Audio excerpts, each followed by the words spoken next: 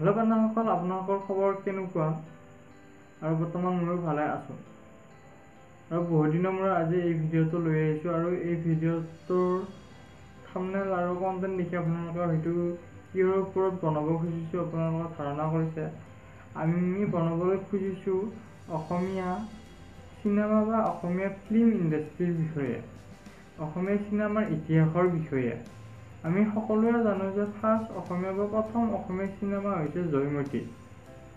আৰু সেই জয়মতীৰ পৰা আৰম্ভ কৰি বৰ্তমান সময়ত আহিবলগীয়া চিকাৰী বা বৰ্তমান হৈ যোৱা বিদুৰ ভাই হওক, ৰত্নাকৰ হওক, ৰঘুপতি হওক, এই সকলো চিনেমালৈ এক যাত্ৰা।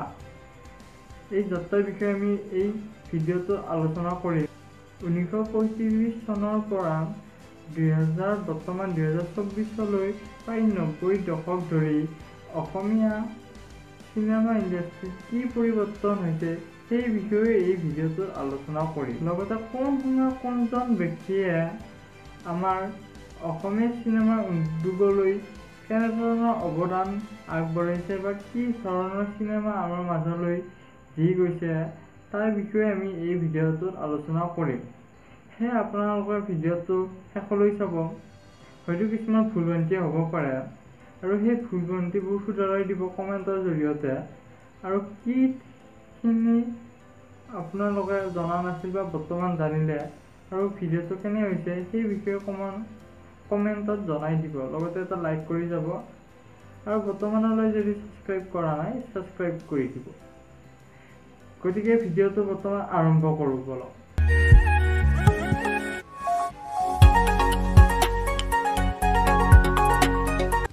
আমি যদি প্ৰথমৰ পৰা চাওঁ, প্ৰথম অসমীয়া ছবি হৈছে জয়মতী। নিৰ্মাণ কৰিছিল ৰূপকোঁৱৰ জ্যোতিপ্ৰসাদ আগৰৱালাই, লক্ষ্মীনাথ বেজবৰুৱা। জয়মতী কুঁৱৰী নাটকৰ আৰম্ভণি। জয়মতী চিনেমাখনৰ মেইন কেৰেক্টাৰৰ অভিনয় কৰিছিল যোনটো জয়মতী কেৰেক্টাৰ আছিল, সেই জয়মতী কেৰেক্টাৰটো অভিনয় কৰিছিল আইদেউ সন্দিকৈ।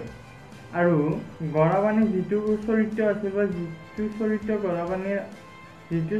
গৰাবাণী আছে সেই চৰিত্ৰটো অভিনয় কৰিছিল পৰশুৰাম বৰুৱা। জ্যোতিপ্ৰসাদ আগৰৱালাই তেজপুৰৰ ওচৰত এখন চাহ বাগিচা অৰ্থাৎ ভোলাগুৰি চাহ বাগিচাত প্ৰথম ষ্টুডিঅ' সাজে, অৰ্থাৎ সেই ষ্টুডিঅ'টোৰ নাম দিয়া হৈছে চিত্ৰবন ষ্টুডিঅ'।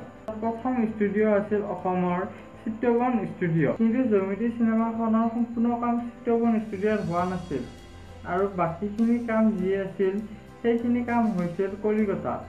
গতিকে কলিকতাত সম্পূৰ্ণ কাম শেষ হোৱাৰ পিছত কলিকতাতে প্ৰথম দৰ্শনী দেখুৱাইছিল, অৰ্থাৎ অসমলৈ যেতিয়া অহাই নাছিল বা অসমত প্ৰথম দৰ্শনী হোৱা নাছিল।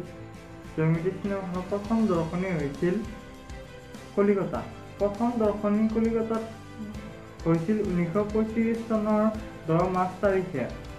অসমত মুক্তি লাভ কৰিছিল তাৰ 10 দিন পিছত, অৰ্থাৎ 20 মাৰ্চ তাৰিখে। আৰু এই জয়মতী চিনেমাখনত ব্যয় কৰা টকাসমূহ উভতি নাহিল, অৰ্থাৎ প্ৰথম অসমীয়া চিনেমা হিচাপে এই ছবিখন বহুখিনি লোকচান হ'ল।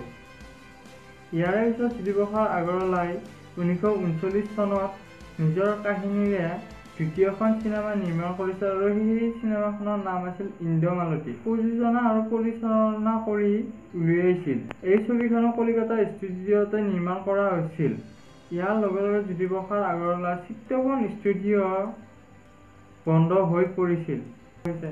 তাৰ ফলত অসমীয়া চিনেমাৰ নিৰ্মাণস্থলী হৈ পৰে কলিকতা, অৰ্থাৎ কলিকতাতে চিনেমাবোৰ নিৰ্মাণ কৰা হৈছিল।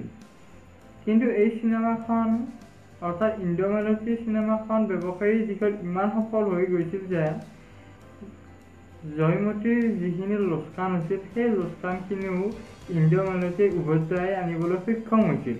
ইন্দ্ৰমালতী ছবিখন আছিল স্বাধীনতা আন্দোলন সংগ্ৰামী ছবি আৰু জয়মতী চিনেমাখন আছিল অতি গৌৰৱ কাহিনী। ইয়াৰ ফলত অসমৰ চলচ্চিত্ৰ উদ্যোগৰ ব্যৱসায়িক দিশ সফল হয় ইন্দ্ৰমালতীৰ দ্বাৰা। ইন্দ্ৰমালতীত কণ্ঠদান কৰিছিল ভূপেন হাজৰিকা, এতিয়া আমি আলোচনা কৰিম তৃতীয়খন অসমীয়া চলচ্চিত্ৰ অৰ্থাৎ তৃতীয়খন অসমীয়া চলচ্চিত্ৰ হৈছে 1941 চনত মনোমতী ৰিলিজ হয় আৰু এই ছবিখন নিৰ্মাণ কৰিছিল ৰোহিণী বৰুৱা। আকৌ আমি উভতি যাব খুজিছোঁ প্ৰথম অসমীয়া ছবি জয়মতীলৈ। ইয়াত আমি এটা কথা গৌৰৱ কৰিব পাৰোঁ যে প্ৰথম অসমীয়া ছবি জয়মতী ভাৰতৰ ভিতৰত প্ৰথম ডাবিং চিনেমা হিচাপে পৰিগণিত হৈছে। প্ৰথম ডাবিং চিনেমা হৈছে ভাৰতৰ জয়মতী। জয়মতী চিনেমাখনৰ মেইন কেৰেক্টাৰ আছিল জয়মতী কুঁৱৰী অৰ্থাৎ ছোৱালী, অৰ্থাৎ এজনী ছোৱালীক সেই সময়ত অভিনয় কৰিবলৈ দিয়া হোৱা নাছিল বা অভিনয় কৰিবলৈ বাধা প্ৰদান কৰা হৈছিল। তেতিয়াই আইদেউ সন্দিকৈ বহু প্ৰত্যাহ্বান নেওচি অসমীয়া চলচ্চিত্ৰ জয়মতীৰ মেইন কেৰেক্টাৰ অভিনয় কৰিছিল। আমাৰ অসমীয়া চিনেমাই বলিউডে ইটা ভবা কথাবোৰ আগতেই যে ৰূপান্তৰণ কৰিছিল সেই কথা এতিয়া আমি চাবলৈ গ'লে গম পোৱা যায়। কিয় এনেকৈ কৈছোঁ শুনক। বৰ্তমান বলিউডৰ মুখ্য চৰিত্ৰ ছোৱালীক যিবোৰ মেইন কেৰেক্টাৰ হৈছে গাৰ্লবোৰক আনিব খুজি আছে বলিউডত, কিন্তু তেতিয়াই আইদেউ সন্দিকৈ মুখ্য চৰিত্ৰ দিয়া হৈছিল। 1955 চনত লক্ষ্যধৰ চৌধুৰীয়ে নিৰ্মাণ কৰা নিমিলা অংকত অসমীয়া মধ্যবিত্ত সমাজৰ ছবি অংকন কৰা হৈছিল আৰু সেই ছবিৰ লগে লগে অসমীয়া ছবিলৈ বাস্তৱমুখী চিনেমাৰ আগমন ঘটে।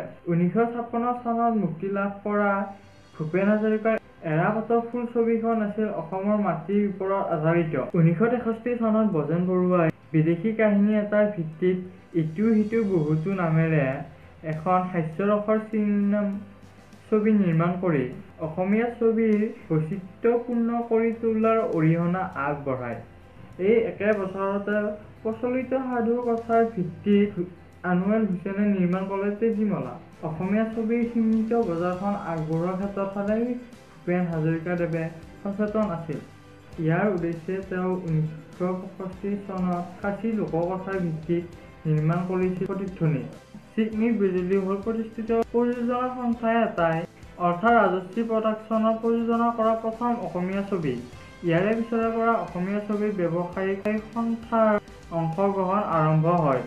1969 চনত বজেন বৰুৱা পৰিচালিত ডক্টৰ বেজবৰুৱা ছবিখন আছিল আৱেগ মিশ্ৰিত থ্ৰিলাৰ আৰু এই ধাৰাৰ প্ৰথম অসমীয়া ছবি। অৰ্থাৎ আৱেগ মিশ্ৰিত থ্ৰিলাৰ অৰ্থাৎ উত্তেজনা সৃষ্টি কৰা প্ৰথম অসমীয়া চিনেমা আছিল ডক্টৰ বেজবৰুৱা আৰু ডক্টৰ বেজবৰুৱা আছিল ব্যৱসায়িক দিশত এখন সফল অসমীয়া ছবি। ইন্দ্ৰ মালতীৰ পৰা ইতিমধ্যে যিমানকেইখন চিনেমা হৈ আছে সেইখন হৈ আছিল কলিকতাৰ। বৰ্তমান এই ডক্টৰ বেজবৰুৱা চিনেমাখন নিৰ্মাণ কৰি বজেন বৰুৱাই অসমতে উলিয়াইছে অৰ্থাৎ অসমৰে ল'ৰা ছোৱালীসকলক লৈ নিৰ্মাণ কৰিছিল ডক্টৰ বেজবৰুৱাখন।